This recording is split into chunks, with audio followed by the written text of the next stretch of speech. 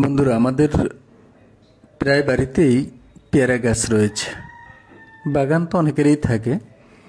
অনেক সময় দেখা যায় পেয়ারার পাতার নিচে সাদা তুলার মতো কিছু, সেটা আস্তে আস্তে কালো হয়ে যায়। এতে আমাদের ফল এবং পাতা দুটোই কালো হয়ে যায়, গুণগত মান নষ্ট হয়ে যায়। এটা আসলে কি? এটা হলো পেয়ারার সাদামাছি। আমি খুব কাছ থেকে সাদামাছিকে আপনাদের দেখাবো। এটা কি করে? এটা পাতার নিচে বসে পাতার রস চুষে খায়। এতে গাছের পুষ্টিগুণ নষ্ট হয়, পুষ্টিগুণ কমে যাওয়ায় গাছ আস্তে আস্তে দুর্বল হয়ে পড়ে।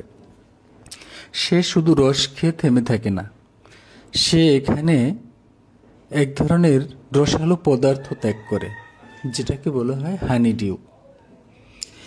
এই হানিডিউ খুবই ঘন এবং মধুর মতো আটালো।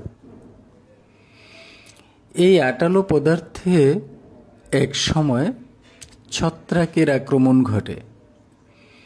এই ছত্রাকই মূলত পাতা এবং ফলকে কালো করে দেয়।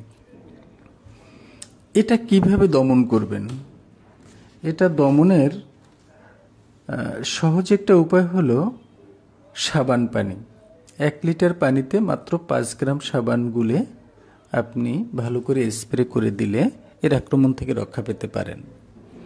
এছাড়াও রাসায়নিক কিছু কীটনাশক রয়েছে, যেমন থায়োমেথক্সাম গ্রুপের একতারা, রিস্ক, জুম, জাবাট, ক্রুজার, এপসিন ইত্যাদি।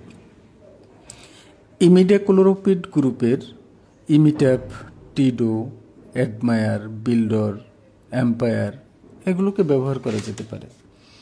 এছাড়াও ক্লোরোপাইরিফস ও সাইপারমেথ্রিন গ্রুপের নাইট্রো, এসিটামিপ্রিড গ্রুপের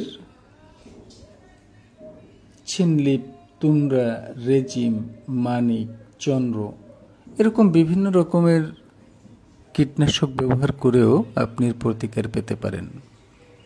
ধন্যবাদ সবাইকে।